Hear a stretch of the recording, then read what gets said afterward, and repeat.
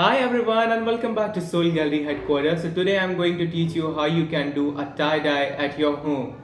So you just need a bleaching solution and a rubber band for doing it.